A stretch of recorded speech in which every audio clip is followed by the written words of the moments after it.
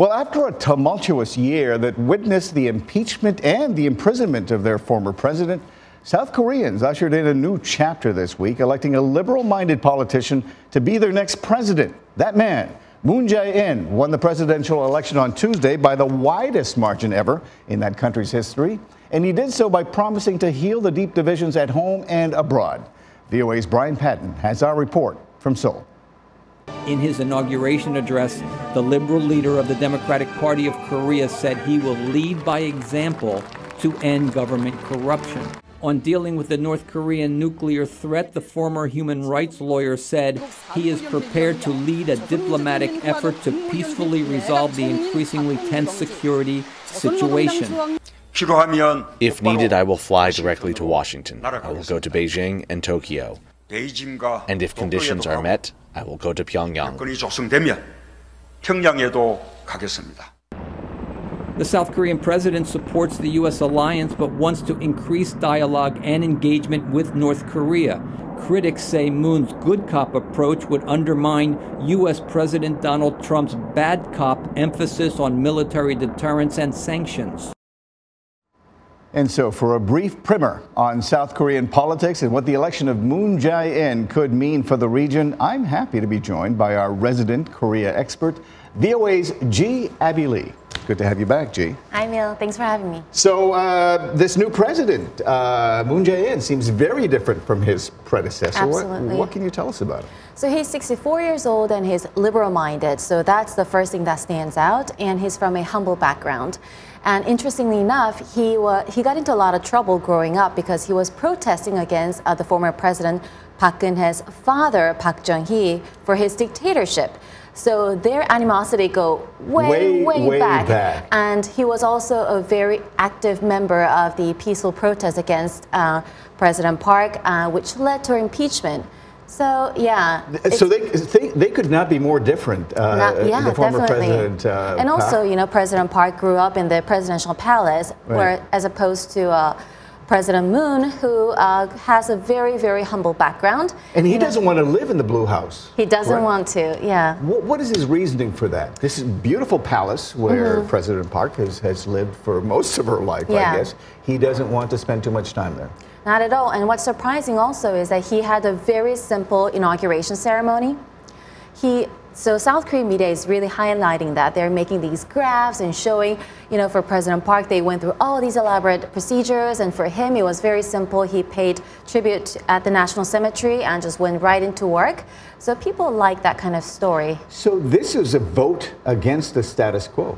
Absolutely. And in that way, he's very similar to President Trump because they both tapped into the voters' appetite for change, and they made it. Where they are different is President Moon's election means upending 20 years of conservative rule in South Korea. How does that change the dynamics of the country?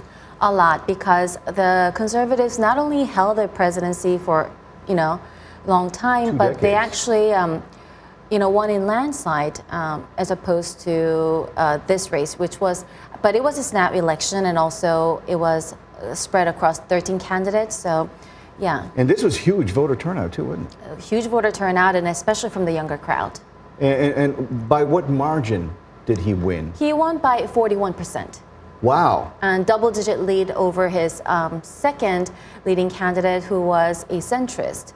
So the top two candidates were a centrist and liberal-leaning, which was never seen before in the South Korean history. What was it that motivated South Koreans to turn out in the polls? What were they looking for? What kind of changes are they looking for in the country?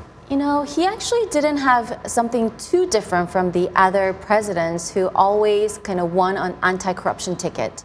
But this time, he actually showed that he's going to do the anti-corruption campaign, but also on top of that, he made a very big promise of creating 810,000 public sector jobs. So young people were really energized because they're suffering from record high unemployment rates. Because aside from the scandal that's plagued the country for nearly a year now, I guess, South Korea's economy is not doing particularly well. No, the GDP growth rate is not as high as it used to be, which is not surprising for a pretty mature economy.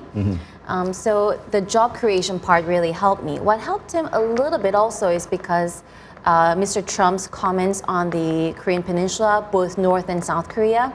And because he has this message of we stand up for what is good for South Korea, not only for the U.S.-South Korea alliance. And President Moon has expressed some openness to actually meeting face-to-face with North Korea's Kim Jong-un. Yes, that's also interesting because he has been very bullish on dialogue with North Korea, but as the election came closer and closer, and even after he got elected, he's kind of softening that stance. And I think he's trying very hard to please the Conservative Party. No, because I'm just wondering, that would be at odds with U.S. policy, wouldn't it?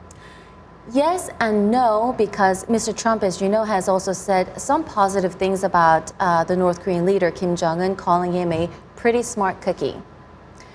But like you said, I think the Trump administration's policy is a little bit more hardlining than the South Korean policy. So we'll have to see, but I think they're both being very cautious right now. So talk to me about the THAAD missile system. I know that's been a great deal of controversy in the region. Some politicians wanted it, some did not. What is his position on the U.S. deployment of He's very THAAD? critical of it. He is. Yeah, and he's also saying, it was very clear that U.S. pays for the defense system and South Korea, provide the real estate. And at the expense of ruining the relationship with Beijing. So it's a very big time of change for South Korea right now. Definitely. Okay, and that's all the time we have. I appreciate you talking to us about that and for your depth of insight on that. Thank you, G, and of course, thanks to all our correspondents today.